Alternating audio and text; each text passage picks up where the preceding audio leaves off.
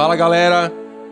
Bem-vindos ao 19º episódio do What's Next, nosso podcast aqui na Nexto, em que a gente recebe convidados para poder falar um pouquinho sobre o mercado de saúde, sobre inovação, sobre tecnologia e sobre o que está acontecendo de novo no mercado. E hoje o nosso convidado do dia é o Rafael Barbosa, que é o CEO da Bionexo. Rafael, obrigado, Rafa, por estar aqui, por ter aceitado o convite para estar com a gente, obrigado conversando. Pelo convite. Gente, figura ilustre hoje, o Rafa é o CEO das principais empresas de tecnologia do setor de saúde, que é a Bionexo.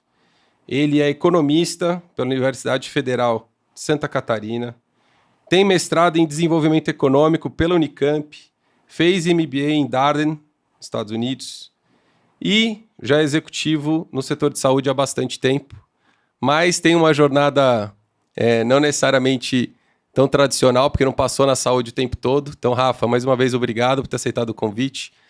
Pega uns minutinhos para se apresentar um pouco melhor, contar da sua jornada para a galera. Legal. E daí a gente parte para a conversa. Pode ser? Pode, claro. Boa. Bom, obrigado pelo convite, Lucas. Você sabe que sou admirador do seu trabalho já há alguns dias, né? Já conheço, né? E não é trivial empreender em nenhum setor. Em saúde, a gente sabe que tem uns desafios extras. Sem dúvida. Né? Então, é muito bacana aí ter construído essa jornada já de tantos anos, né? Vencidos muitos desafios e também é uma proposta como essa aqui de poder ter um espaço para conversar, para contar um pouquinho do setor e das experiências diversas de quem está no dia a dia construindo um pouco dessa nova realidade. Valeu, né? cara, Rafa. Admiração muito recíproca. Legal. Bacana. Poxa, bom, como falou, assim, eu às vezes falando um pouquinho da minha trajetória profissional, né?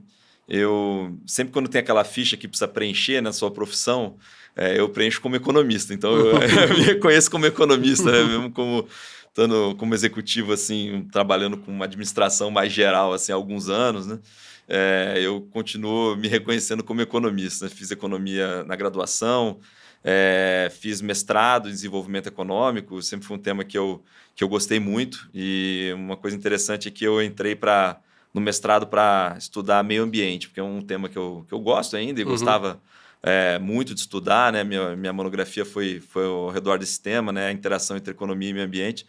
Mas chegando no mestrado, meu orientador, a gente estava trabalhando com a agência de inovação da Unicamp na época, que é uma das principais agências de inovação das universidades brasileiras. Na época era que mais tinha patente registrada e tudo mais. Uma das pioneiras desse trabalho, né? De pegar a inovação que está dentro da academia e trazer para o mercado, sim, organizar para o mercado. E a gente faz um pouco do que a gente quer, mas mais do que o orientador quer, né? Então, com o juízo que tenho, né? Então, eu acabei direcionando minha pesquisa muito para esse mundo da inovação tecnológica, né? E foi um aprendizado muito bacana. E depois disso, eu tive a oportunidade de, como você falou, de uma trajetória não tradicional. Eu trabalhei 4 anos, morei 4 anos em Rio Branco, no Acre. Legal. Eu sempre tive quando eu fui estudar desenvolvimento econômico, meu sonho era ser economista, como eu digo, hardcore, né? Economista que realmente trabalhasse no campo com desenvolvimento econômico e eu tive essa oportunidade. A minha esposa é funcionária do IBAMA, hoje do ICMBio, mas era do IBAMA, a gente estava assim, noivos na época, e ela passou num concurso do IBAMA no Acre. Bom, uma bióloga passar num concurso do IBAMA no Acre é tipo um economista passar no Banco Central, né?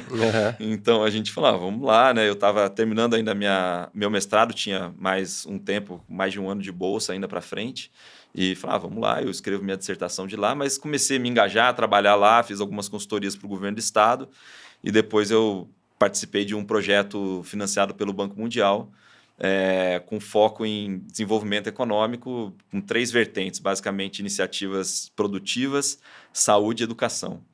Então, trabalhei um ano mais ligado ao desenvolvimento de indicadores para monitoramento de projeto e depois, coincidentemente, fui alçado à Secretaria de Saúde por mais um ano, trabalhando diretamente nos projetos ligados à saúde materno-infantil, principalmente, e um programa da saúde da família voltada para comunidades mais isoladas, né? Áreas periféricas, mas principalmente comunidades mais isoladas. E depois fui para a Secretaria de Planejamento, fiquei no monitoramento geral do projeto. E foi uma experiência muito rica, assim, né? Trabalhando com... Eu brinco que eu falava com o Índio, o Ribeirinho, o governador do estado, o secretário e o diretor do Banco Mundial no mesmo dia. Assim, eu tinha uma amplitude de stakeholders, como diz a palavra chique, muito bacana, né? E depois disso eu fui estudar, fazer meu MBA na Universidade da Virgínia, nessa escola, uma escola de negócios chamada Foi logo depois Darden. Que você saiu de Foi na Rio Branco. sequência, exatamente, Até voltar para São Paulo do Acre, a pessoa ia falar, porra, o que você tá fazendo lá, né, cara? Mas ir para os Estados Unidos era chique, né? Veio da Amazônia, né? Não precisa Volta com o rótulo mais... exatamente. Não precisa nem de tanto de match para conseguir uma vaga numa universidade dessas top 10 escolas de negócio, né? Do mundo. E foi uma experiência, assim, riquíssima e onde eu tive realmente uma exposição ao que é negócios de maneira geral. Então, é um curso bem amplo de General Management. E no primeiro ano, aquela relação para estudar um pouco de tudo, né? Ou muito de tudo, quase, que são as disciplinas diversas da administração. E no segundo ano, eu acabei me especializando muito em produto, desenvolvimento de produto, investimento em startups. Eu tive uma oportunidade de fazer um estágio, né, no Summer, na Bessemer Venture Partners, que é um dos maiores fundos de venture capital do mundo. E foi, vamos dizer assim, ali eu senti o gostinho do que é tecnologia e do que é desenvolvimento de produto. E foi por aí que, quando eu voltei para o Brasil, Bionex eu conheço desde sempre. Muitas pessoas já me conhecem. Eu sou filho do fundador, né? Mas eu fiquei Bionex tem 25 anos agora, fazendo 25 anos esse ano. E eu me juntei à companhia há 10 anos agora, foi em 2015. E a Bionex era uma empresa que ela não era nem grande o suficiente para contratar MBAs de maneira recorrente, nem pequena o suficiente para o filho do fundador chegar lá e fazer qualquer coisa, né? Sim. Então, teve uma oportunidade, coincidiu bem no momento ali de trabalhar com desenvolvimento de novos negócios e olhando para um marketing mais hardcore, então precificação, segmentação de mercado, posicionamento de produto. Então, eu comecei na companhia nessa ótica, nessa frente. Depois de um tempo, teve uma saída de um gerente de produto, que trabalhava dentro de tecnologia mesmo, reportava para o CIO na época, e perguntaram se eu tinha interesse, e eu, com certeza. Então, eu assumi essa cadeira, que depois se transformou numa diretoria de produto. Então, assumi produto, o time de design e tudo mais. Então, toquei por aí um tempo. Cheguei a assumir o time de tecnologia até por um período. Para quem não é de tecnologia, assim, provavelmente desenvolvedor, eu não recomendo muito, mas para mim foi uma experiência riquíssima. E a coisa foi evoluindo. A história é longa, depois posso contar um pouco mais detalhes, mas até o ponto que um dos sócios me convidou para assumir como CEO. Tinha sido feito algumas mudanças já na companhia e eu topei o desafio e estou agora há 6 anos nessa cadeira tocando a Bionex. Então, esse é um pouquinho do resumo. Poxa, muito legal. E, cara, assim, você estava falando sobre toda essa jornada e eu conheço muitos bons CEOs que são economistas, porque tem uma visão mais pragmática, muitas vezes, e menos emocionada do que, às vezes, o empreendedor tradicional, que é um cara de produto. Às vezes o cara já veio do mercado, encontrou uma dor, ele quer resolver, tudo quanto é custo. Às vezes ele se apaixona tanto pelo produto que ele esquece de se apaixonar pelo problema de fato, e aí o cara acaba morrendo porque o produto não tracionou e tal. O economista ele tende a ser mais pragmático. Conta um pouco como é que essa jornada toda, até chegar na posição como CEO, ajudou você a ter essa visão meio 360. Porque você tem a visão como economista, um cara que tinha um foco com mais macro, né? Desenvolvimento econômico é muito olhar macro. E depois você vai para um MBA que olha muito micro também, né? Mais micro do que macro, que é operação, dia a dia, marketing, vendas, estratégia. E aí, de fato, sentar numa cadeira da principal health tech, né, da América Latina hoje. Então, conectando os pontos, olhando agora na posição de privilégio que você está, de conseguir olhar para trás, e essa experiência toda que você adquiriu, cara, o que ajudou ter percorrido vários setores e ter uma visão mais 360? Ah, legal. Acho que tem vários fatores. Eu acho que, assim, eu sou meio suspeito, como eu falei, né? Eu me reconheço como economista. Eu vejo que a economista, a economia ela tem uma formação muito ampla, assim como tem outras disciplinas também, né? Que tem engenharia de produção, tem diversos outros Uhum. cursos que têm uma amplitude de formação bem bacana e que aí você pode pegar por uma veia dela e vir aprofundando. Eu vejo que a minha formação como economista, ela me ajudou em diversos sentidos. Um é poder olhar. Quando a gente pensa produto, ele tem muito de economia, porque eu me lembro de um professor que ele, ensinando economia, ele colocou uma cadeira no centro da sala, eu estudei numa universidade federal, e ele colocou uma cadeira na sala e falou: vamos estudar economia. Era um professor meio viajão, assim, muito engraçado.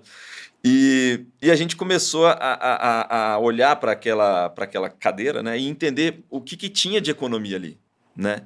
Então, toda a cadeia produtiva ela está embarcada numa cadeira, desde o desenho dela, da madeira que é usada, de onde ela foi fabricada, por quem ela foi A fabricada, quem estrutura trabalhou para metálica, produzir, estrutura etc. metal, tudo. Né? Da Sim. onde vem o aço, da onde vem o ferro, da onde vem a madeira, o parafuso, quem faz, quem junta, quem vende, quem distribui. Né? Uhum. Então, acho que essa visão de uma cadeia produtiva ela é fundamental, né, na construção de um produto. E, em última instância, também a visão da utilidade. Acho que a economia, quando ela tem as suas devaneios gerais, né? Tem a história do dólar, né? Que diz que o economista nunca acerta o dólar, né? Não, mas isso é uma Mas é verdade. uma verdade prática, né? E tem muitas digressões teóricas e tudo que não vão muito longe, ou tem o seu propósito específico. Mas a visão da economia é uma visão de utilidade, de praticidade, né? Como é que os agentes econômicos se organizam, os produtos são desenvolvidos, construídos e distribuídos para a utilidade nossa, Uhum. para o uso geral. E isso dá uma visão bacana de como se pensar a construção, a distribuição, o marketing. Então, vamos dizer assim, quando a gente aprofunda numa cadeira como que eu tenho hoje, que tem diversos temas diferentes o tempo todo, eu tenho na minha formação como se fosse uma sementinha de cada um dos temas, né? Tem uma Sim. sementinha de contabilidade, uma sementinha de marketing, uma sementinha de produto, uma sementinha de operações. Então, tudo isso, à medida que você começa a exercitar e praticar, a gente consegue também se fortalecer em cada uma dessas verticais, né? Uhum. Mas na prática, assim, depois de um tempo, a sua prática anterior que vai calçando os seus próximos passos, né? Mas um pouco isso de termos pontos da minha experiência mais acadêmica que Que trouxeram contribuíram para a e prática. contribuem para a minha prática, né? Muito legal. E, assim, a Bionexo, o principal, a proposta de valor, acho que ainda é core para o negócio, mas foi que eu acho que o embrião da Bionexo lá atrás é uma plataforma de fato, e você me corrige Uhum. conceitualmente como que vocês se entendem, mas é uma solução que conecta os principais hospitais, né, os prestadores de serviço, à indústria que de fato está fornecendo produtos, serviços ali, no marketplace ali em que essas transações acontecem. Hoje a Bionexo tem uma plataforma que roda bilhões de transações de compra e venda, né, anualmente, e é a principal do país. Né? Essa é a proposta de valor inicial do negócio e que ela permanece super forte até hoje. Né? Olhando para esses 25 anos de jornada, o quão você enxerga que essa proposta de valor já chegou no período de maturidade? Quais são os desafios que ainda existem para que ela se perpetue e penetre ainda mais em instituições que ainda não estão utilizando? Uhum. Quais são essas barreiras regulatórias? Existe ainda alguma ou de educação do mercado para que amanhã ou depois não se faça nunca mais o processo de compra e venda tradicional de materiais, medicamentos e produtos da saúde que a gente sabe que ainda é muito comum? Não, esse é um ponto super interessante. Voltando na pergunta anterior até de economista, né? A gente vê com assim, a distribuição do uso da tecnologia ele é desigual no Brasil. Quase todos Sem os dúvida. lugares, né? Mas no Uhum. Brasil isso é muito nítido.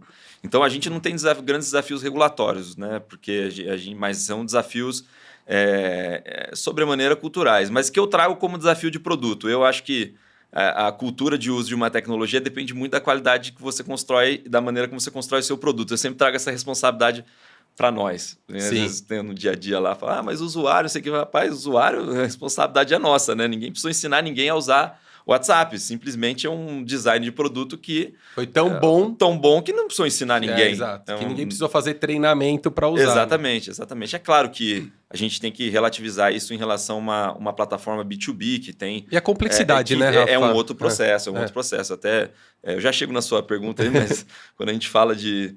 Até, o Elon Musk foi lá e reduziu 40% do Twitter. Fala, rapaz, Twitter é treta, mas... Tem plataformas mais difíceis de ser construídas e mantidas. Você tem hardware, tem monitoramento de temperatura, vai para caminhão, é um monte de coisa. Não é uma plataforma estática daqui para lá, né? Sim. É uma coisa que tem uma vivacidade e uma variabilidade muito grande, né? Mas a Bionexo, nesses 25 anos de história, a proposição de valor, a gente tem essa plataforma, que é uma plataforma transacional, onde a gente tem, como você falou, os prestadores de serviço, basicamente hospitais, clínicas, laboratórios, que usam nossa plataforma para abastecer o hospital com insumos através da nossa ferramenta. Né? Então, esse é o princípio, como iniciou a companhia. E o interessante é que assim, ela se iniciou com 2 entregas importantes de valor, que é transparência e eficiência. Uhum. Então, a gente vê que você perguntou, poxa, depois de 25 anos, isso continua válido? Continua mais válido do que nunca, porque como é um princípio meio fundamental da construção de negócio, pouco, né? Mudou pouco, exatamente. Então, assim, o fundamento de você trazer transparência e eficiência para qualquer ponto da jornada do setor é fundamental. E em compras, tanto mais. Então, a Bionexo, ela iniciou conectando hospitais e fornecedores. Então, primeiro trouxe um hospital, esse hospital passou a usar a ferramenta, trouxe seus fornecedores. Depois veio mais trouxe mais fornecedores, e outro, mais fornecedores, e assim veio criando essa palavra que ficou um pouquinho já desgastada, ecossistema, mas é de fato um ecossistema, porque eu tenho múltiplos agentes atuando de maneira simultânea, reforçando a si mesmo e reforçando o próprio ecossistema. Então, hoje a gente tem cerca de 3.500 clientes prestadores entre clínicas, hospitais e etc. E eu tenho mais de 30 mil fornecedores ativos assim que vendem com frequência na plataforma, ter próximo de uns 10 mil fornecedores por aí. E a gente transacionou no ano passado 24 bilhões de reais, né? Então, é um volume bem expressivo que passa na plataforma hoje. Uau. Só que, à medida que comprar bem foi mudando ao longo do tempo e a companhia vem acompanhando o que é isso. Né? Antes, comprar bem era ter 3 cotações. Então, se um hospital conseguisse mandar para o mercado receber fosse mais rápido, 3 cotações rápida e barata, comparar melhor preço, menor, estava tudo certo, né? Mas isso veio evoluindo ao longo do tempo, né?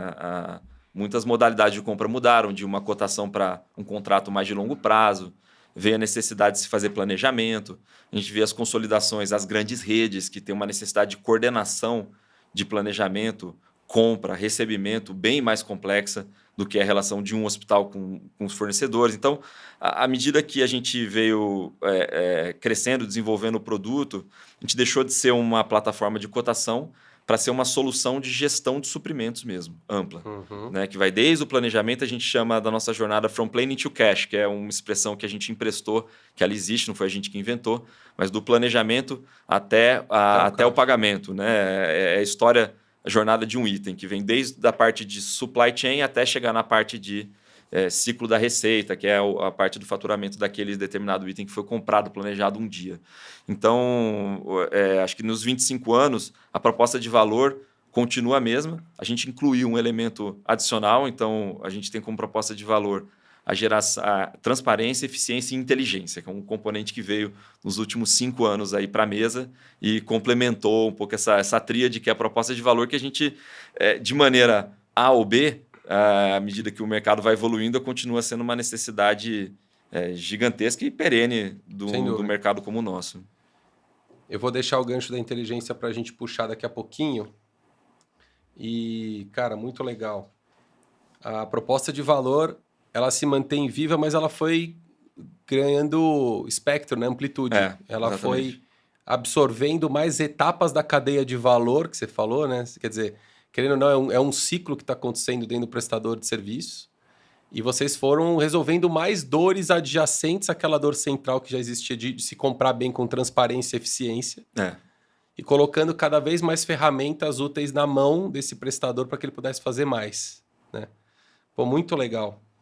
Cara, uma das questões aqui que a gente fala muito é sobre ambidestria das organizações, né? Ao mesmo tempo, a gente administrar o curto prazo com os recursos que a gente tem, com as metas e pressões que estão impostas naturalmente pelo negócio, pelos acionistas, etc.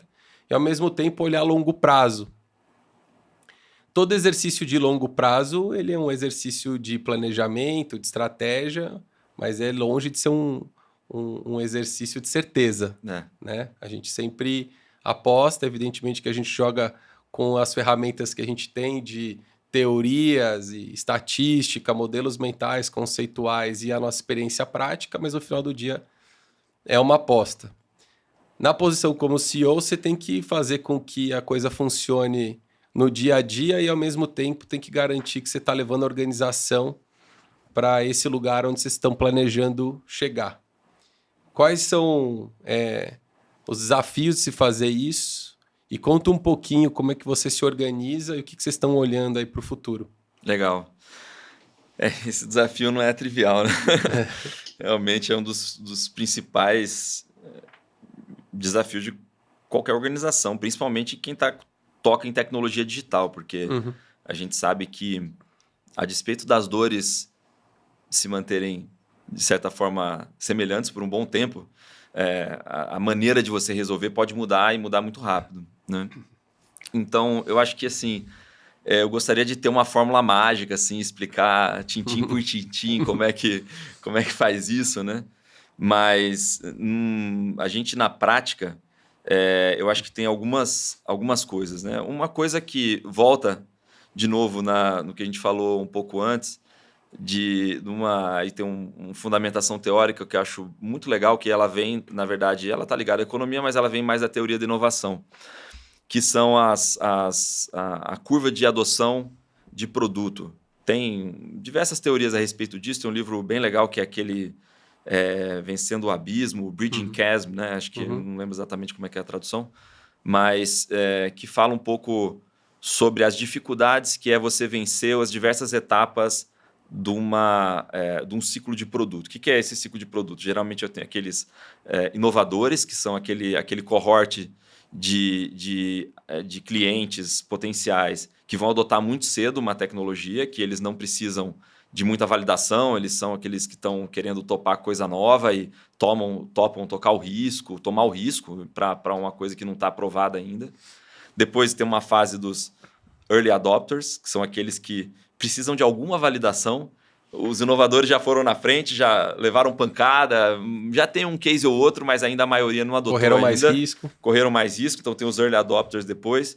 Depois vem a chamada maioria tardia, que é quem assume na sequência desse primeiro cohort que adota. E tem os retardatários. Sim. E depois tem um nome, não lembro qual que é o nome, mas é os que não vão... Os laggards. Laggards. Os caras que só vão trocar porque vai deixar de existir o produto anterior. Exatamente. Se tiver qualquer outra opção do mundo... Só troca o celular analógico porque não fabrica mais. Isso, exatamente.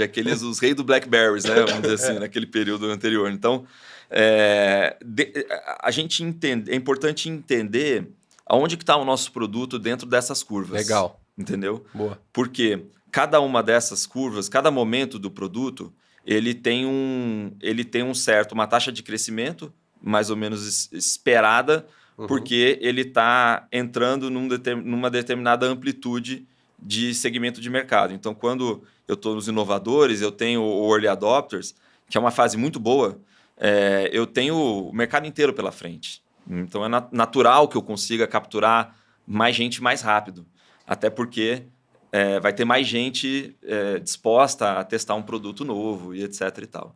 À medida que eu vou avançando, essa conquista de novos clientes vai ficando mais trabalhosa, mais desafiadora. O CAC aumenta. O CAC aumenta e você vai precisar desenvolver outras competências que vão além da beleza do seu produto para poder conseguir chegar nas grandes maiorias. Então, assim, hoje a gente tem diversos produtos. O produto que é o produto original, que é a solução de compras, né, ou gestão de compras, ela já está praticamente nos laggards. Tem pouquinhos aí que sobe, mas ainda tem. Que já penetrou muito o mercado. Penetrou muito. Então, a gente está numa curva lá na frente. Né? Bom, como é que a gente faz, então, para se manter? A gente tem que desenvolver inovações. No nosso caso, a gente tem um marketplace que facilita, porque a gente tem sempre dois lados. Eu tenho sempre um comprador e um vendedor. Então, a minha ferramenta é uma ferramenta de compra e uma ferramenta de venda ao mesmo tempo. Sim. Então, a gente começou, em determinado momento, a desenvolver produtos para o lado fornecedor. Tá. Automação, integração, inteligência, uma série de produtos que eu não monetizava nada dessa base. Então, abriu-se um novo segmento de mercado monetizável através de um desdobramento do próprio produto. E você já tem o pessoal na base, né? E eu já tenho na base. Então, assim, eu consegui criar um novo produto, num novo modelo, um modelo diferente de precificação, para poder ampliar a minha receita geral e ampliar a potência, a própria potência do marketplace como um todo. Né? E a gente tem outros produtos que estão em diversas fases. Falando um pouco do que você perguntou, né? O que a gente vê para frente? Né? A gente tem, dentro das nossas ferramentas, a gente tem basicamente 3 pontos que são importantes. Um é a ferramenta de suprimentos, ela tem alguns produtos adjacentes que a gente agregou numa solução chamada Bionexus 360, que tem planejamento, compras em todas as suas modalidades e basicamente gestão de nota fiscal, quando a gente olha para suprimentos. Então, se eu tenho 3.500 usando a plataforma de compras, quem tem mais de uma solução vão ser uns 500 clientes. Então, tem um espaço bacana para poder ir para uma, para duas, para três dentro de suprimentos ainda. Ou seja, então, um dos vetores de crescimento é a expansão na própria base, exatamente, ofertando mais produtos adjacentes, produtos e serviços para essa base já existente, que às vezes tem um produto só na exatamente. cesta. Como o caso o exemplo que eu dei, que eu tenho compras, mas antes da compra vem o quê? Vem o planejamento da compra. Perfeito. Então, nem todo mundo tem essa solução. É um pouquinho mais complexa, precisa de um pouco mais de sofisticação lá dentro das organizações para adotar. Tá. Então, tem os seus desafios próprios. Muito bem. A gente tem um outro que é o ciclo da receita, que é a gestão da relação do hospital com as operadoras, que a gente trouxe através de aquisições, falando um pouquinho, né, como é que a gente pode construir um portfólio para o futuro. É aquele famoso, você pode desenvolver ou pode comprar. Perfeito. No caso do ciclo da receita, a gente decidiu comprar, porque era uma expertise que a gente não tinha dentro de casa, e a gente conseguiu achar bons ativos que hoje a gente está não só desenvolvendo esse ciclo da receita, mas como também conectando na jornada de suprimentos, completando aquela história do planejamento ao pagamento. Perfeito. Então, um item começa na intenção de compra a um medicamento. Putz, eu preciso primeiro saber quando comprar, quanto comprar. Que tipo comprar. Quanto e o que comprar. Essas perguntas são respondidas no planejamento, não entrou nem no processo de compras. Né? Perfeito. Depois, no processo de compras, eu respondo de quem e a que preço. Perfeito. Né? Aí depois eu tenho o recebimento e depois eu tenho o consumo desse medicamento. Ele entra numa conta, seja numa diária global, seja numa conta específica que vai ser ele vai ser faturado. E depois vem a pergunta, para quem que eu vou vender? Sim. Por quanto eu vou vender? Vou ser glosado? Como é que é o recurso? Então aí entra toda essa outra fase, que é a fase da venda. Entra na parte do recurso também, Rafa? Entra na parte do recurso, desde a autorização, elegibilidade, faturamento, a gestão de glosa, recurso e conciliação de pagamento. Nossa, animal. E é o mesmo item que foi pago. Que item foi pago? O meu item que foi pago lá, né, que foi pensado lá e que eu indiquei o planejamento, em algum momento ele vai ser pago, eu concilio e falo, dei o check, entre aspas. Né? Uhum. Entre aspas e na prática. Falo, foi pago, pronto. Né? Começa o ciclo de novo. Então, acho que eu desviei um pouquinho da pergunta, mas a ideia é só para mostrar na construção de portfólio. Mas você falou do Bionexus 360, planejamento, compras, notas fiscais, a parte do ciclo da receita, que é essa parte de relação com as operadoras. Isso. Da conversa dos hospitais com as operadoras. Animal. Né? Então, assim, para dizer, a gente tem diversos produtos em momentos diferentes. Então, assim, acho que óbvio que num determinado momento das companhias, é importante uma empresa que está começando, ela tem que ter aquele foco absoluto em fazer uma coisa muito bem feita. Tem esse exemplo do setor de saúde, tem exemplo do setor bancário. O Nubank é um grande exemplo. Poxa, ficou 5 anos ali, primeiro para construir o cartão de crédito, depois era mais só cartão. 5 anos praticamente só com cartão. Será que ele não teve pressão de abrir uma conta corrente? Com certeza absoluta, era todo dia, né?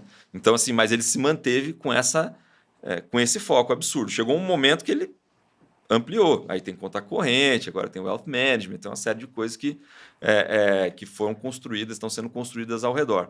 Mas esse foco é absolutamente fundamental. Porque o que eu vejo? Como é muito mais fácil eu chegar nos early adopters e os inovadores e os early adopters, quando eu preciso vencer dos early adopters para a grande maioria, a maioria das startups começa a fazer outro produto. Ela não consegue encarar o desafio de você sair dos early adopters e abraçar as grandes maiorias. É isso aí. Aí bate lá e fala, putz, eu vou fazer outro. Olha como vende fácil. Vende fácil porque vai vender para 5%. Exato. Mas por quê? Os desafios subsequentes são outros. Então, assim, um olhar de o que a gente tem hoje, que está maduro, o que a gente tem, dá um exemplo de plantação de floresta. Eu tenho que ter floresta madura, tem que ter floresta em desenvolvimento e tem que ter plantio de muda. Comprando terreno novo, tem porque em algum momento vai muda. Então, assim, essa gestão, ela passa e ela é uma gestão, fundamentalmente, uma gestão de portfólio de produto. Sim. Né? Mas, para fechar aqui esse ponto, ou concluir essa parte aqui, lembrar de que nós que somos empreendedores de solução digital, SaaS, a gente tem uma vantagem muito grande, porque a gente não precisa lançar um produto totalmente novo para abrir um novo segmento possível de crescimento. É isso aí. O próprio produto pode ser repensado, adicionado e a gente vir novamente, como se a gente voltasse na curva de adoção. Eu fui até lá, eu abri um produto novo, uma nova feature, por exemplo, e essa mesma feature ela volta lá no início da curva, com os early adopters, com os innovators e depois com a maioria tardia, etc. E tal. Então, esse ciclo ele pode ser contínuo, né? Então, acho que é uma boa gestão de produto e portfólio dá conta disso. Muito legal. Você tocou em vários pontos que eu dentro da Next, a gente conversou muito nos últimos meses, né? A gente estudou muito sobre os arquétipos de crescimento das empresas de tecnologia que mais crescem no mundo. Então, se a gente pegar as empresas que usualmente, no múltiplo de 10 vezes a receita, chegam a $1 bilhão de valuation, são empresas que crescem até 100 milhões de receita de dólar, ARR, mas que só conseguem ser valorizadas ao múltiplo de 10 vezes porque conseguiram crescer numa taxa do triple, double, que conseguiram numa pernada de 5 anos fazer uma empresa de 100 milhões de ARR. As empresas que, e aí pegando na mediana, conseguiram fazer jornadas parecidas com essas, elas conseguiram fazer isso em 5 ciclos de 20 milhões de dólares de ARR. Sendo que cada ciclo de 20 milhões é uma proposta de valor nova. Significa o seguinte, que eu tenho uma estrutura de 20 milhões de dólares de ARR que eu preciso construir antes de começar a pensar em qualquer outra diferença de proposta de valor. E mesmo quando eu chego próximo, eu estou ali por volta dos 16, 18 mega de dólar de receita, eu começo a fazer um 80-20, 20% da minha grana eu começo a investir no que vai ser o meu próximo ciclo de 20 milhões. Só que é uma adjacência, foi o que você falou. Não pode ser um negócio que vai mudar a minha empresa totalmente. Pô, se eu sair do meu setor, já é uma coisa que parece que não faz muito sentido. Eu vou estar muito distante das minhas pessoas que eu tradicionalmente tenho relacionamento, sei vender e já estou dentro. O produto tem uma proposta de valor que não é continuista. Então, a estratégia do bowling pin que o Crossing the Chasm que você trouxe diz, você tem que buscar as adjacências, né? Um pino por vez. Então, nesse ponto, eu queria te fazer uma pergunta. Vocês fizeram vários investimentos, você citou o investimento no M&A que vocês fizeram para trazer uma solução de ciclo da receita, e fizeram outros. Mas eu até anotei aqui, vocês fizeram a aquisição da Síntese, da Tradimus, que é essa empresa ciclo da receita, a Manager Saúde, a Clínica nas Nuvens, né? Foram várias aquisições que vocês fizeram nos últimos anos nessa linha. Como é que você garante que lá no dia a dia você vai conseguir dar o foco adequado para cada uma dessas soluções e no final do dia não acabar pulverizando muitos recursos da companhia e não conseguir colocar essa energia de cruzar o abismo em todas elas para conseguir chegar nessa maioridade de mercado. Esse é um desafio. Você falou esse threshold dos 20 milhões de dólares é interessante, né? Eu estou pensando aqui nos nossos números. Óbvio que o câmbio vai para lá, vai para cá. Mas fazendo algumas adaptações, a gente chegou... O produto Bionexo ele chegou próximo de 40, 50 milhões de reais de receita. E foi quando iniciou-se a monetização do lado fornecedor, com esses desenvolvimentos que eu falei. Que já era uma adjacência da proposta de valor. Era uma adjacência natural. E a gente pega assim, a taxa de crescimento da plataforma de compras, 6 anos para cá está em 60 milhões, cresceu pouco. Mas tem um outro lado que cresceu 40% ao ano, compound. Né? Então, agora, esse lado, essa monetização dessa, que eu chamo de essa plataforma de venda, que é a plataforma que está na mão dos fornecedores, Manage é um caso, é um integrador dessa plataforma. Então, só para dar um exemplo também, porque quando a gente começou a desenvolver produto, tem M&As que eles são... A gente adotou uma estratégia que praticamente quase todos eles são tuck-in acquisitions, que é o termo lá que é mais usado, que basicamente são pontos adjacentes a uma determinada proposição de valor mais ampla. No caso, o que a gente colocou? Eu quero que o fornecedor aqui ele possa performar melhor. Porque chegou tanta cotação para o fornecedor que ele não conseguia responder manualmente mais, uma por uma. E aí o que acontecia? Eu começava a ter um prejuízo do lado do hospital, que me contratou para ter competitividade. Só que se eu entrego tanta coisa e ele não consegue responder, eu não ganho mais competitividade do lado do hospital. Olha só. Então, eu tive que mudar o modelo para poder investir do lado do fornecedor e até me cobra. Aumentar a eficiência dele, né? Exatamente. A Síntese é uma empresa que a gente adquiriu que é um concorrente direto, que é uma outra tese. Então, assim, uma coisa é adjacente, manager. Eu ia até um ponto, eu desenvolvi uma API para os fornecedores poderem se integrar para poder operar de maneira mais automatizada. Qual que é o problema que eu enfrentei? Cada fornecedor tem um RP diferente e a maturidade para uma tecnologia, para um departamento de tecnologia de um fornecedor, salvo algumas exceções, claro. Ler uma API, né, não tinha essa condição. Não ler uma API que eu desenvolvi. Eu, bonitão aqui da Faria Lima, desenvolvi uma API, top fornecedor. Quê? Como? Onde? Né? Então, a Manager, o que ela fez? Ela conhecia os RPs, conhece os RPs muito bem, e ela começou a construir um integrador. Ela aprendeu a ler a minha API e amarrar no fornecedor, no RP do fornecedor. Amarrou 1, 2, 3, 4, 5, 10. Quando eu vi, era um principal integrador da minha própria ferramenta. Eu falei, melhor eu ter isso para mim. Porque aí eu vou pegar isso aqui e vou botar em escala para todo mundo. Sim. Então, essa foi a tese de aquisição da Manager específico. Então, já era um tuck-in como se fosse um módulo na prática. Né? Na prática, não, é um módulo. Módulo de integração da plataforma fornecedores. Quando a gente olha para a Síntese, por exemplo, ela já é um concorrente direto da plataforma de compras. E aí tem um caso interessante, porque a plataforma de compras da Síntese, ela nunca chegou a desenvolver o mercado fornecedor, a plataforma para fornecedores. E aí, quando a gente começou a desenvolver e criar cobranças para os fornecedores, eles usavam isso contra a gente no mercado. Falavam, a Bionex cobra do fornecedor, o preço dela vai subir. Muito bem, eu já sabia que isso não era verdade, porque, na prática, o que eu estou fazendo, cobrando o fornecedor e empoderando ele na plataforma, é dar produtividade, dar competitividade para os bids que estão sendo feitos. Para melhorar, amplitude, para melhorar a eficiência lá do bids, fornecedor, exatamente. Só que o fornecedor, que muitas vezes alguns, não são todos, ainda bem, muitos já entenderam que não é assim, mas alguns que não gostam muito de entrar no bid, sabe? Prefere tratar o hospital diretamente, porque, óbvio, tem uma vantagem de ter o seu silo ali mais fechado e evitar a concorrência no final do dia, usava isso contra a gente também. Ele falava, não, Bionex cobra, vou ter que aumentar 10%. Eu falei, 10%? Eu não cobro 0,00 nada. Vou aumentar 10% do preço, não faz nenhum sentido. E a gente verificou, depois dessa aquisição desse concorrente, que os preços que transitam dentro da plataforma nossa são muito mais competitivos do que aquele modelo onde ele não cobrava nada do fornecedor. Porque ele não conseguia investir na potencialidade do fornecedor, para ele poder operar com mais amplitude dentro da própria ferramenta. No final, você está dando para o cara uma máquina de vendas, né? Exatamente. A proposta de valor para o fornecedor, quando a gente fala de eficiência, no limite você vai participar de mais bids, eventualmente você vai conseguir proteger algumas contas que você tenha relacionamento, talvez, Mas isso daí, em algum momento, a transparência que vocês têm vai expor esses dados e vai falar, cara, não é exatamente assim. A gente não está colocando esse caminhão de preço para o cara justificar que ele vai te cobrar a mais nesse nível. E aí a coisa começa a inverter, né? E como é uma concorrência, né? Ele não pode botar no preço, porque se o outro não botar, o outro leva.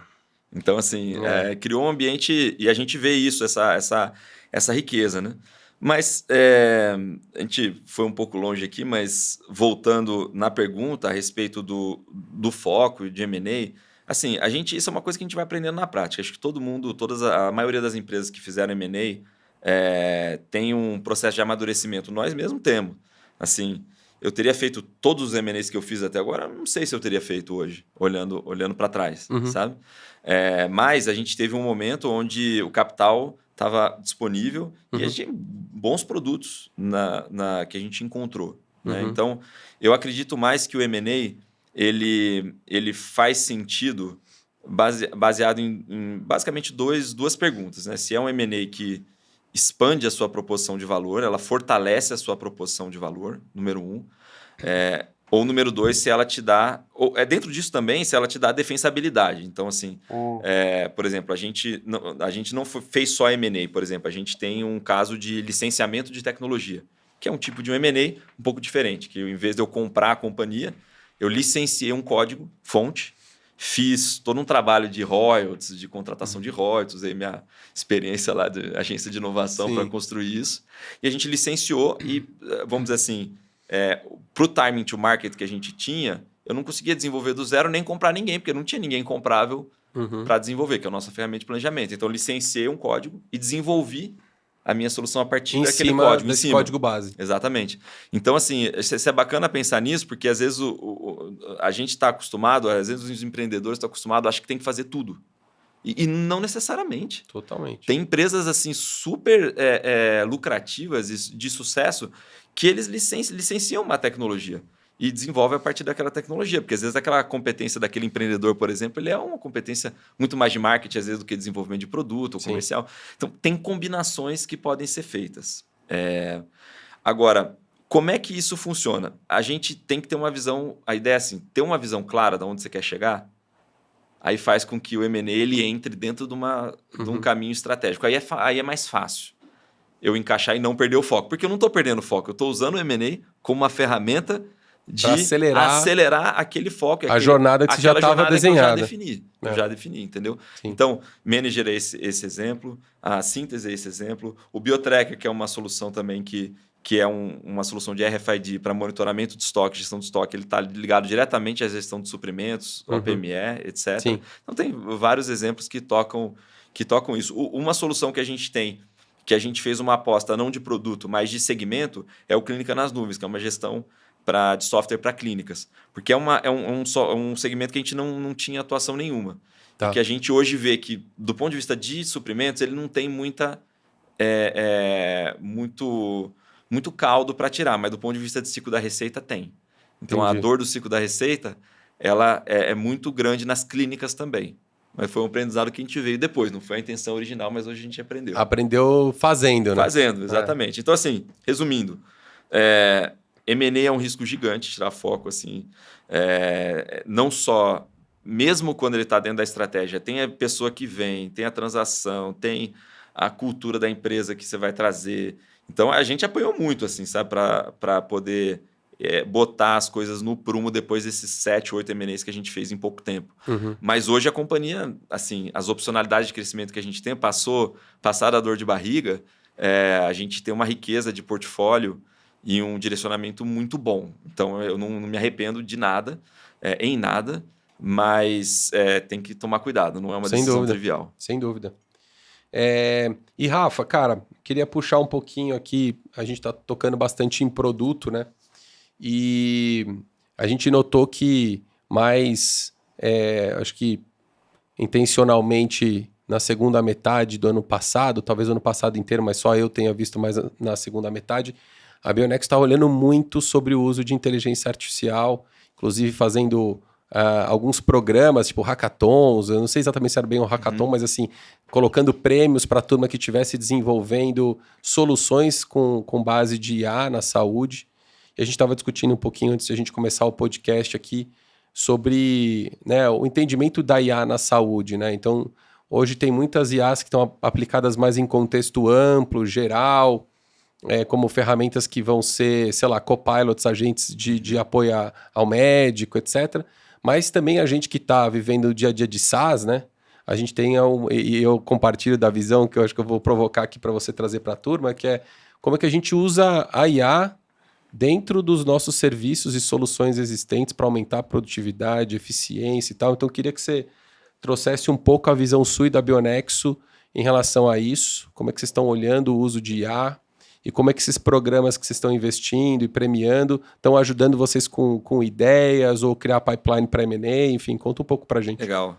Não, bacana. Esse é um tema que a gente se fala tanto, tem quase uma exaustão já de falar desse assunto. Mas olha, a gente vai ter que se acostumar porque vamos cansar mais.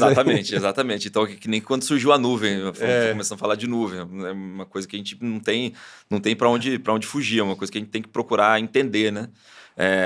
Porque realmente não há como não ter um impacto gigantesco nas aplicações, na vida de maneira geral. Tem uma frase da Bessemer que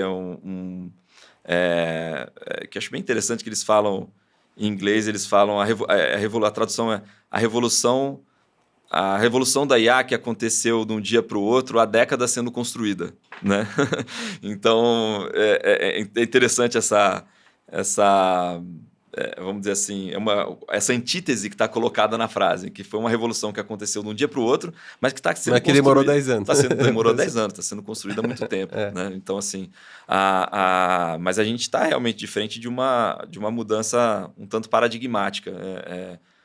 Quando a gente fala do chat GPT, que foi quem, vamos dizer assim, deu essa faísca há 2 anos atrás, basicamente. E popularizou, né, o conceito de IA no mundo, né? Exatamente, porque entregou, como naquelas mitos gregos, entregou o fogo aos homens, como se fosse, porque antes a IA ela é embarcada, 100% embarcada nas soluções. Então, a gente tem IA no Gmail faz muito tempo, o Waze tem IA chamado aprendizagem de máquina, porque o IA não é produto, IA é tecnologia, é método. Né? Então, acho que isso é uma diferenciação. O ChatGPT virou um sinônimo de IA, produto de IA, mas ele é um produto que tem uma inteligência artificial embarcada. Né? Assim como muitos outros produtos que a gente usa no dia a dia. Agora, ele entregou esse poder ao ser humano, ao individual, ao CPF. Então, antes do ChatGPT, a gente tinha pouco acesso como CPF, ainda mais um CPF que não entendesse de linguagem, pudesse programar, a esse arcabouço da inteligência artificial, principalmente a generativa, de maneira tão fácil. Então, acho que isso foi o que deu esse movimento todo. Né? Mas a Bionexo, ela já olha o que a gente fala de inteligência artificial supervisionada ou aprendizagem de máquina, que era o nome antigo, machine learning. Esse nome está quase... Ninguém nem lembra mais dele, mas basicamente a origem de se conversar sobre isso vem pela essa aprendizagem de máquinas. Capacidade de você criar modelos que sejam... Que aprendem com que consigam se aperfeiçoar ao longo do tempo. Então, eu lembro a primeira contratação, eu estava no time de produto, eu estava à frente do time de produto, e a gente contratou um cientista de foguete, como, entre aspas. Era uma pessoa que trabalhava era uma pessoa que trabalhava, tá até com a gente até hoje, a salve aí, André Nascimento. E ele trabalhava ele era um engenheiro da UFSCar, e ele trabalhava com balões meteorológicos, para envio de balão meteorológico. Então, era a coisa mais assim, perto de uma ciência de foguetes que a gente encontrou. E a gente contratou ele na época, foi o primeiro cientista de dados com esse olhar, assim, e a gente começou a desenvolver diversas coisas para embarcar, como eu falei anteriormente, a inteligência dentro da jornada. Estou falando de 7 anos atrás, né? E um trabalho que a gente fez que está sendo muito importante hoje, que existe uma complexidade, que é uma coisa bem específica do setor, já outros setores também têm, que é a dificuldade o termo que o pessoal usa é deparização entre códigos. Então, num processo de compra e venda, você fala, eu vou numa farmácia, falo, me vê o paracetamol, vai lá, pega o paracetamol, dá o paracetamol, tá tudo certo. Mas na relação entre um hospital e um fornecedor, O paracetamol pode ter diversos nomes. Tá. Ele pode ser cotado pelo sal, ele pode ser cotado, tem apresentações diferentes, ele pode estar cadastrado de um jeito, um está cadastrado ácido acetilsalicínico, no outro está cadastrado aspirina. Então tem uma complexidade de verbo que ela é muito grande. Isso dificulta a centralização da informação. Perfeito. Então, para eu responder uma pergunta, e volta à minha origem de economista, né? A gente até tem um índice de preço com a FIP. Foi um dos primeiros trabalhos, quando eu cheguei na Bionec, me pediram para eu fazer um índice de preço. Você é economista, faz um índice de preço. Qual que é a complexidade? Como é que eu vou saber que o ácido acetilsalicínico é igual à aspirina em tempo real? Então, essa é um pouquinho da diferença. Não é saber... BGE pega, junta lá, processa os dados, daqui um mês eu dou o índice de preço do mês anterior. Como é que eu sei isso em tempo real? Eu preciso de tecnologia, LLM, famosas LLM, o Large Language Models. Para poder entender a sintaxe daquela descrição e poder correlacionar aquela sintaxe com um grau de assertividade suficiente para dizer aquele ácido salicínico, código 14011, é a aspirina. E não pode errar, né? E não pode errar. E aí, o que eu consegui construir através disso? Duas coisas importantes.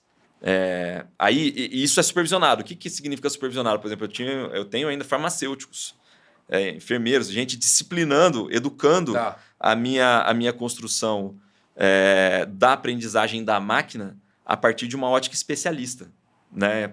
E por isso eu consegui construir uma coisa que é muito única. Isso tem diversos impactos, mas dois que são principais, que aí a gente volta para o que é a inteligência artificial na prática, vamos dizer assim, embarcada dentro das ferramentas. Uma é inteligência de preço. Então, para quem compra e vende, inteligência de preço é fundamental. E eu tenho hoje uma condição de saber o preço de qualquer medicamento do Brasil, em qualquer local, agora, em tempo real. Preço médio hoje, quartil, preço mais barato, preço mais caro, hoje, amanhã, depois, e de maneira contínua, né? Então, por quê? Porque eu consegui construir toda essa modelagem e a máquina aprendeu de fazer as correlações de maneira automatizada, com um bom grau de assertividade, né? Então, isso IA é uma estatística avançada, aplicada em modelo de IA, né? Então, esse é um impacto. O outro impacto é a possibilidade que a gente está agora testando de uma automação de compra e venda num outro nível. Num nível nunca antes visto, né, como diz a expressão. Então, por quê? Hoje eu ainda tenho, quando o hospital quer comprar alguma coisa, ele coloca lá os itens, chama do RP, manda uma cotação para pegar um fluxo mais simples, e o fornecedor responde aquilo do CRM dele. Certo. Digita lá e tal, ou manda alguma resposta semi-automatizada. Mas como eu consigo fazer a correlação do item hoje, ele pode criar uma campanha automática, ele aperta play e deixa lá respondendo. Sem nenhuma intervenção humana. Então, assim, o grau de potência disso, basicamente, você imagina que tem hoje... Eu tenho fornecedores que vendem mais de R$1 bilhão na plataforma. Tem fornecedor que vende 1 bilhão, 2 bilhões, 3 bilhões. O que significa isso? Eles têm andares de gente o dia inteiro respondendo à plataforma. Isso não vai precisar mais. É isso que eu estava pensando. Não vai precisar mais. Eu tenho tranquilidade que não vai precisar mais. Eu vou ter uma central de monitoramento de preços, conversões e automações para quem está respondendo. Tem que verificar crédito, óbvio. Tem diversos elementos para fazer uma resposta. Que posso automatizar. Da mesma forma, do lado de quem está planejando, por exemplo. Né? Então, o planejamento antes era feito manual. Hoje a gente tem inteligências embarcadas para poder planejar automaticamente. Ninguém precisa olhar. Ou seja, as equipes que hoje estão operando a plataforma, elas vão poder ser mais enxutas, ou essa mão de obra ser alocada para tarefas mais nobres dentro do prestador. Exatamente. Fornecedor. É a grande discussão que a gente tem de como é que a IA vai impactar o mercado de trabalho. A gente tem exemplos muito práticos. Assim, a condição que a gente conseguiu construir. A gente tem uma outra ferramenta que toca em ciclo da receita, que é o fechamento automático de contas, que para quem não é leigo do setor, não conhece muito, assim como o hospital ele precisa gerar uma fatura para mandar para a operadora para receber pelos serviços prestados. Certo. Parece uma coisa simples, mas não é uma fatura de uma lojinha de de construção civil. Sem dúvida. 10 pregos, 3 parafusos, 4 buchas e tá tudo certo. Não é bem assim. Então é bem complexo. Tem materiais, tem OPMS, tem serviço, a complexidade é grande. E é tudo feito manual na maioria dos lugares. A gente criou uma ferramenta para fechar automaticamente, reduziu a quantidade de pessoas, reduz em 70% a quantidade de pessoas trabalhando nisso. O que essas pessoas vão fazer? Vão ser demitidas? Aí vai ser uma decisão da instituição. O que a maioria tem feito? Usando essas pessoas para poder dar mais inteligência para o processo, no sentido de reduzir glosa, resolver os problemas estruturais, que ficar na operação enxugando gelo, famosa enxugando gelo. Colocar o tempo para trabalhar nos processos e ferramentas que vão fazer o negócio para o próximo passo e deixar o que é automatizável, o que é processual, uma ia tocar e vai tocar com mais eficiência e com mais qualidade. Então, eu não tenho essa discussão do impacto da tecnologia no setor de trabalho, ela é tempos imemoriais. Então, tem até um mito, que não sei se é verdade, mas independente, mito não precisa ser verdade, que fala o termo sabotagem. Diz que o termo sabotagem, na época da Revolução Industrial, quando começou as máquinas, eles colocavam a bota, que eram a bota não era a bota de hoje em dia, esses tamancos holandeses e outras coisas, colocavam nas máquinas para quebrar as máquinas como reação à automação, com medo de perder emprego. Essa era a sabotagem. Então começou por aí, olha, não sabia a origem do termo. Eu não sei, como eu disse, não sei se é verdade ou é mito, mas é uma história legal. No final, no mínimo, ela mostra, vamos dizer assim, que sempre houve resistência, sempre houve perguntas às mudanças, e duas coisas na história, e eu gosto muito dentro da economia, de história econômica. Dentro da história econômica, duas coisas sempre aconteceram. Uma, o homem sempre arrumou outros trabalhos para fazer, porque o ser humano precisa sobreviver, precisa construir a sua... Então, isso... a gente não tem um nível de desemprego ou desocupação global versus nível de desemprego ou desocupação global há 1000 anos atrás. É tão diferente? Não sei se é tão diferente. Acho que todo o ser humano vai dar o seu jeito de sobreviver. Agora, existe sempre um período de adaptação onde essas habilidades precisam ser trocadas e precisam ser aprimoradas. Então, os períodos de adaptação são duros, tem grandes crises na história que são marcadas pelo progresso técnico, e aquelas habilidades que são úteis não são mais. Então, precisam se criar outras habilidades. E aí o ser humano se organiza, cria outras habilidades e a vida continua. Mas é um pouco isso que a gente vai viver agora. Eu vou até deixar esse tema para falar sobre como que a IA impacta no mercado de trabalho, porque dá uns 2 podcasts, dá uns 2 episódios. Tem gente mais especialista que eu também para falar disso. Mas eu adoro falar sobre esse tema, gosto de estudar também. E é um tema que, evidentemente, é algo que está todo mundo olhando e preocupado e, de alguma forma, querendo entender como se posicionar e se organizar para isso. Porque eu acho que, por mais que esses movimentos sejam cíclicos e, historicamente, a gente tenha visto vários deles acontecerem, acho que a grande hipótese que a gente está vivendo agora é que esses ciclos eles vão encurtar muito. Né? Então, a velocidade de adaptação ela tem que ser muito, muito grande. E aí, evidentemente, se a gente não se adapta tão rápido, a gente vai ter que lidar com as consequências de uma adaptação tardia, talvez. Muito bom, excelente o papo. Eu deixei algumas últimas para o final, temos 3 perguntinhas para o final, que eu acho que elas vão mais aí pegando um pouco de visão sobre mercado de saúde, nosso setor. E aí a gente faz um fechamento. Mas, Rafa, eu acho que você tem uma posição bastante privilegiada, né? Você está diariamente conversando com as principais lideranças do setor também e está conseguindo e participando ativamente dos grandes debates que estão acontecendo. A gente está com um setor que está em crise.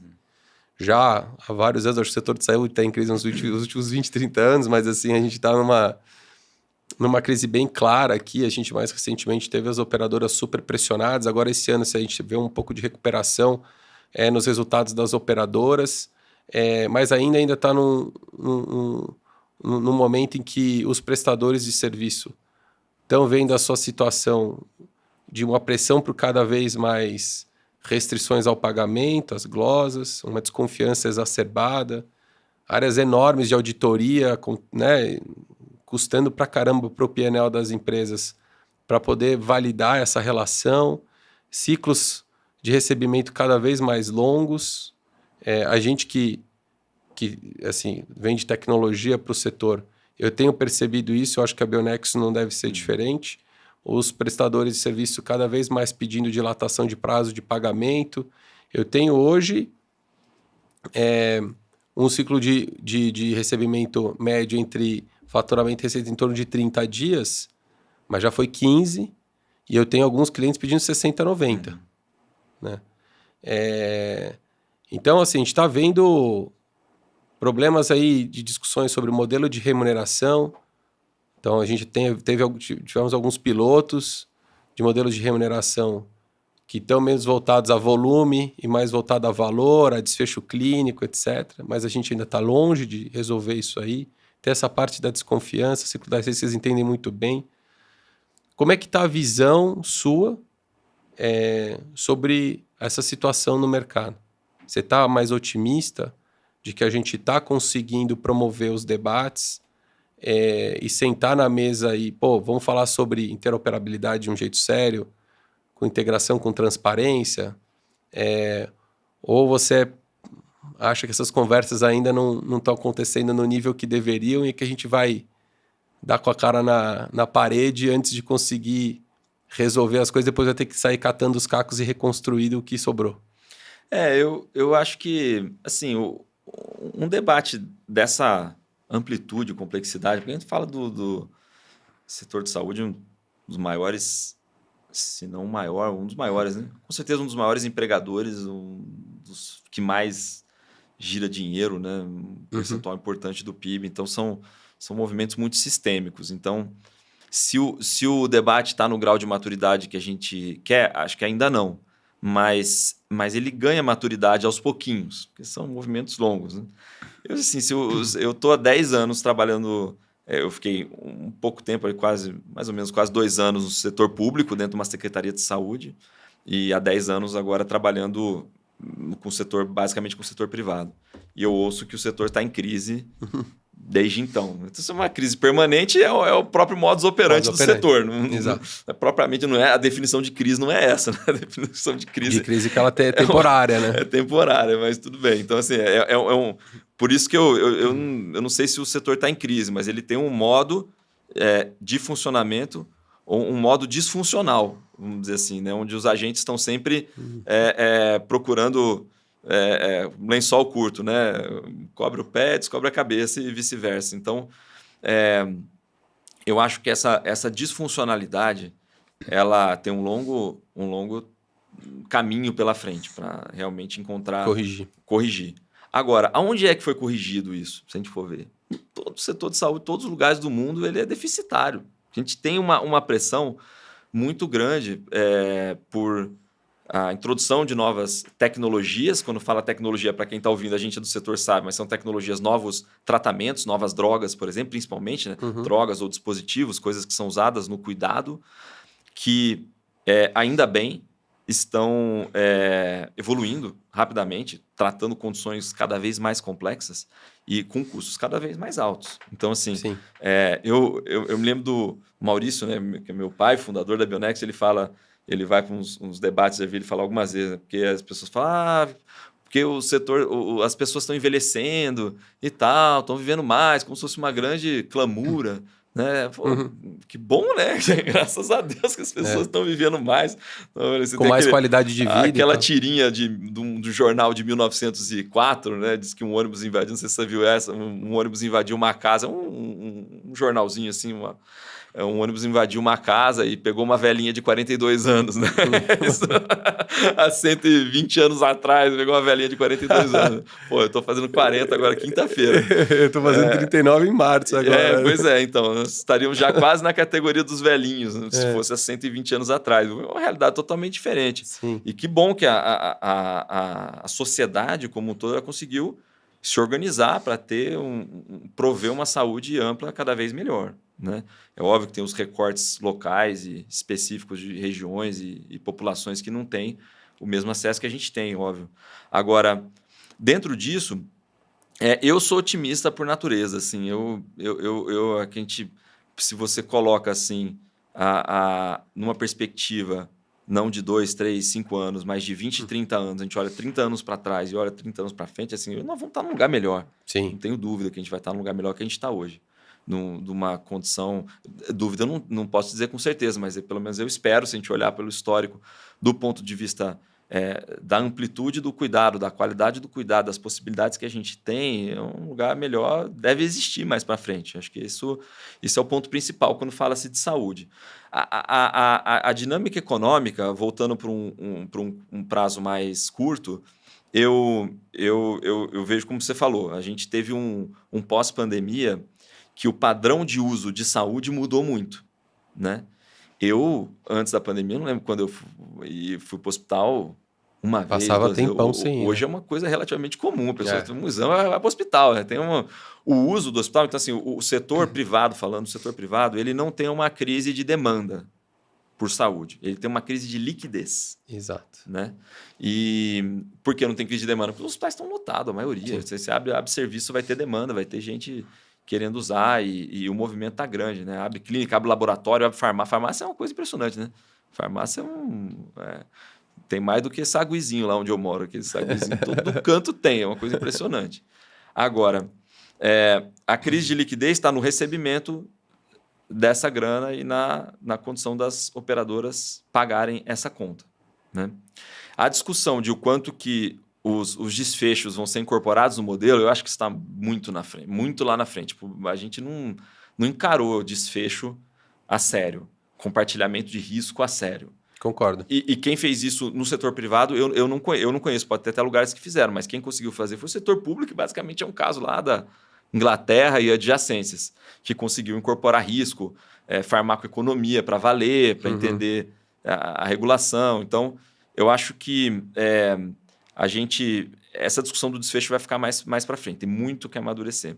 Agora, eu vejo as operadoras, as operadoras e os hospitais se conversando muito mais do que conversava 10 anos atrás. Então, eles estão na mesa do debate. Mais frequentemente. Mais frequentemente. E outra, tem uma realidade que são as operações verticalizadas. Os grandes hoje são verticalizados, a maioria. Então, as duas maiores empresas públicas, a Redditor, é Sul-América, comprou Sul-América, não é propriamente verticalizada, não é mas ela já ela já teve que incorporar no seu modelo de negócio a mentalidade de uma companhia verticalizada. Sim. A Pivida Intermédica mesma coisa. Mesma coisa. Então, assim, eu acredito que o caminho da verticalização ele vai regulando e disciplinando muitos desses incentivos perversos que existem. Então, vai ser meio que natural isso. Eu acho que isso vai acontecer. Eu acredito também, nós como empreendedores de tecnologia, que a tecnologia, seja na camada de gestão, seja na camada clínica, tem muita eficiência para trazer para a mesa ainda. Né? Concordo. Eu acho que... Eu falo isso, as operadoras... A margem das operadoras foi praticamente zero esse ano, né? No ano passado. Gerou 1,1 bi, que é muita coisa comparado ao histórico anterior, mas é pequena a margem. Mas tem tanta ineficiência ainda, do ponto de vista de tecnologia mesmo, o processamento de glosa mesmo. Tem glosa que é, entre aspas, na canetada, né?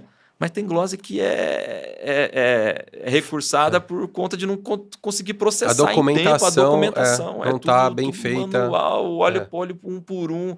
Assim, então eu acho que tem, olha, de 3 a 5 pontos percentuais de margem, tanto do lado do hospital quanto do lado da operadora, para ganhar só com tecnologia. Aí a temperatura, por aí até a temperatura já reduz muito. Aí vai ter que entrar. Aí, entrando esse componente da verticalização, essa disciplina de incentivo. Se você livrar de 3 a 5% no bottom line dos hospitais, já ajuda muito a conta. Né? Já ajuda muito. Muito. Já ajuda muito. E aí vai ter uma outra discussão que eu não acredito que coisas... o mercado privado tem que atuar e as tecnologias ajudarem e tudo, mas tem um outro componente que é a regulação, precisa ajudar também, né? Então, assim, temas de judicialização, é muito sensível, a gente lida com vidas no setor. Então, assim, negar uma droga, o judiciário negar uma droga a uma pessoa, é um tema muito delicado. Muito delicado. Ao mesmo tempo que aprovar também é delicado. Porque às vezes você quebra o sistema por conta todo. De uma pessoa, e é um sistema mutualístico, né? Exatamente. E a gente tem o nosso sistema, e eu não sei se é um pouco cultural, é muito personalístico, assim, né? Então, assim, é a pessoa, aquele ser humano ali, né? Então, Eu acredito, portanto, eu sou otimista. Eu não acredito que a solução vai vir nem de um lugar nem de outro. Acho que a tecnologia contribui. A conversa entre o setor e o próprio modelo mais verticalizado vai regular melhor os incentivos. E a gente tem uma política pública aqui que envolve o judiciário, envolve Anvisa, envolve a ANS, precisa vir para a mesa. E esses caras não vieram para a mesa, a indústria farmacêutica aí está de boa, né? Sabe o que eu queria? Também não veio. Eu queria ver que as verticalizadas começassem a apresentar resultados melhores. Porque elas também não estão com puta resultado assim para servir de modelo. Porque se as verticalizadas fossem, cara, tá aqui, ó. É um puta modelo, tá funcionando. Aí ele ia pressionar os outros agentes do mercado privado, da saúde suplementar, que não estão verticalizados, a sentarem na mesa e se reorganizarem de alguma forma. Eu acho que também alguns movimentos que aconteceram de M&A dessas big corps aí foram tão intensos, e eles estão ainda nos early days de amadurecimento. Eles não estão capturando valor ainda. E eu estou próximo dessas duas companhias que a gente acabou de falar, a Redditor, a Vida Intermédica e tal. Agora teve a questão da JV entre a Mil e DASA e tal. Então, assim, para capturar valor, é 2-3 anos no mínimo o processo de M&A desse porte, né? Então, eu acho que a gente ainda não está organizado e também, se você olha pelo mercado, também não estão se precificando as ações compatível com o entendimento de que isso vai ser rápido também, né? As ações todas derreter. É porque não é mesmo. Não é trivial fazer essa combinação. Mas tem valor. A gente consegue ver já na prática alguns elementos, assim, pontos de convergência. Não, sem dúvida vai ter. Disso. Então, só você fazer um alinhamento de incentivos mais adequado já ajuda muito. Exatamente. No longo prazo é a direção certa. Então, quando que isso vai chegar a se materializar, a gente não sabe. Muito bom. Rafa, para a gente fechar aqui, duas últimas, são bem rápidas aqui, mas eu queria que você deixasse a contribuição para a galera. Você que está falando bastante com startups também, acompanhando várias empresas de tecnologia fora da Bionexo, como executivo. Cara, que 3 conselhos você daria para a galera que está em empresa de tecnologia na saúde? Talvez principalmente para a galera mais nos early days aí. O que a galera deveria fazer para ter êxito, conseguir crescer, se desenvolver, eventualmente virar alvo de M&A de alguém, mas assim, o que você acha que o empreendedor aí que está nos early days não pode esquecer e tem que ter na pauta semanal ali? Legal. 3 conselhos é muita coisa, hein? Tá, então se quiser pode dar um só. Eu acho que a gente falou nesse tempo aqui, a gente falou de muitas tecnicidades, método, tecnologia, IA, inovação, curva disso, daqui e tal. Mas assim, no final das contas, ou quem faz a conta mesmo, é gente. Então, assim, a tecnologia, ela é gente desenvolvendo tecnologia para... Eu sempre digo, a tecnologia em si, ela não tem valor nenhum. Ela alguém constrói para alguém usar e beneficiar alguém.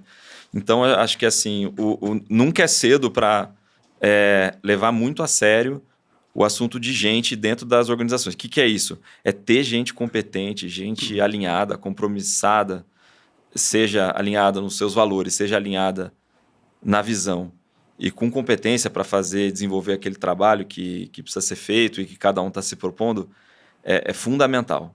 Então, assim, eu estou vendo um momento, graças a Deus, um tanto de trabalho, de um time muito forte, o time nosso de liderança, a primeira, vamos dizer assim, a diretoria executiva da companhia.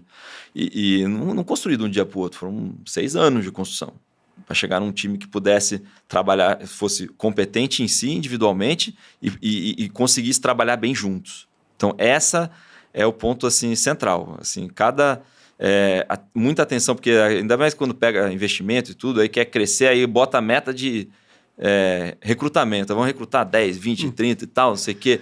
Olha, essa é a maior, se eu fizesse a maior lessons learned que eu tenho desses últimos 10 anos, é esse. Cuide muito com quem você bota para dentro, porque depois que botou, meu amigo, para você conseguir verificar se vai funcionar ou não é rápido, mas depois para tirar não é brincadeira. Não. Então, principalmente se for auto-executivo. Exatamente. Então, assim, não tenha pressa para contratar.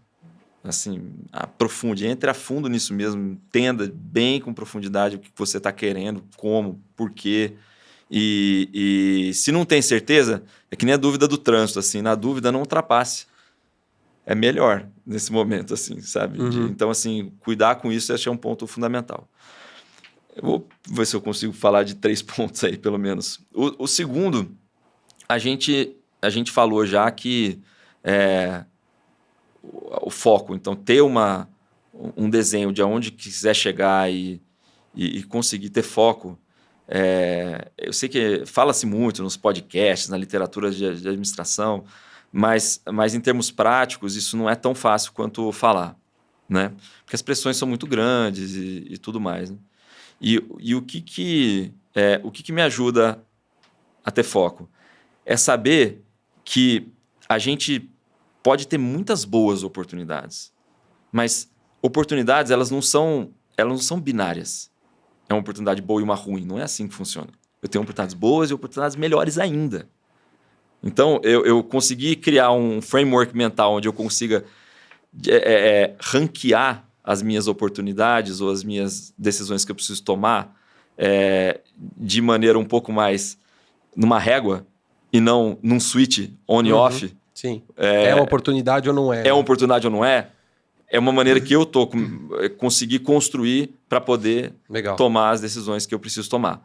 Então, se tem uma melhor, eu vou focar na melhor. Perfeito. Então, acho que esse é um ponto que é um trabalho de se desenvolvido, mas é super importante.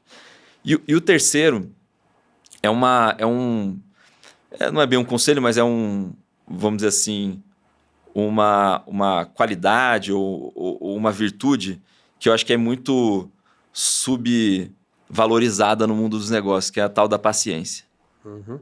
Porque para construir qualquer coisa bem construída, é preciso de paciência. Porque a gente vê notícia no jornal, nossa, o cara fez isso em 5, 10 anos, em 1 ano, em 2 anos. Eu tenho certeza absoluta que tem um trabalho muito paciente sendo feito antes. Seja de planejamento, seja na própria preparação daquele empreendedor ao longo de muitos anos para poder chegar naquele ponto de maturidade de fazer alguma coisa mais rápido do que a média. Mas eu acho que isso, o empreendedor, é importante lembrar disso. E em especial no setor de saúde. Animal. Né? Acho que ter paciência, fortalecer isso, poder dormir tranquilo se não conseguir resolver uma coisa naquele dia é importante porque a caminhada é longa, né? E a transformação que a gente precisa fazer é muito profunda. Animal. Acho que esse terceiro ponto, a gente tinha abordado um pouquinho sobre foco. Gente, é um tema super importante, concordo integralmente com você. Mas paciência, resiliência, cara, tem que ser ingrediente que tem que estar na mesa, né? Porque as coisas não acontecem em 6 meses e a gente usualmente é mais otimista em prazo do que a gente deveria.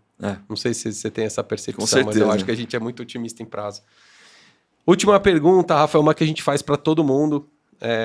Eu acho que deixa um pouquinho de gancho para os outros episódios também, para as discussões que a gente fomenta sempre.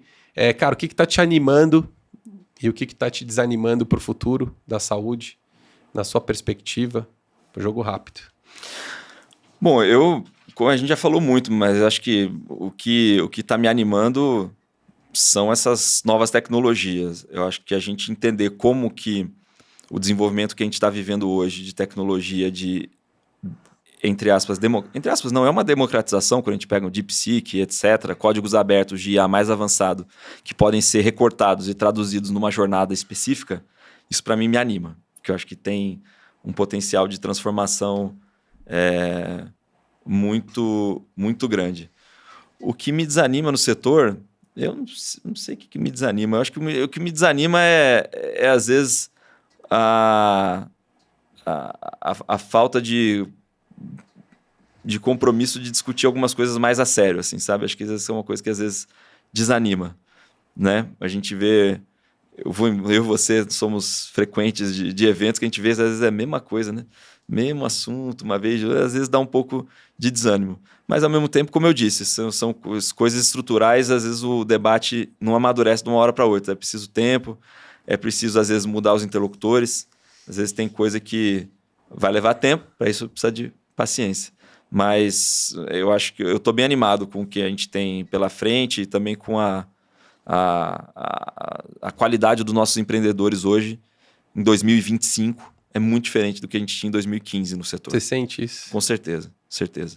E isso anima muito. Acho que vamos eu colher também. bons frutos.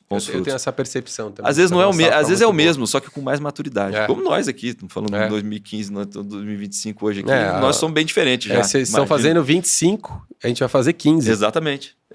Então, assim, 15 também é uma pernada. tem mais com mais qualidade e os que já estavam com mais maturidade. Com mais maturidade, tendo apanhado mais, tendo aprendido, É. né?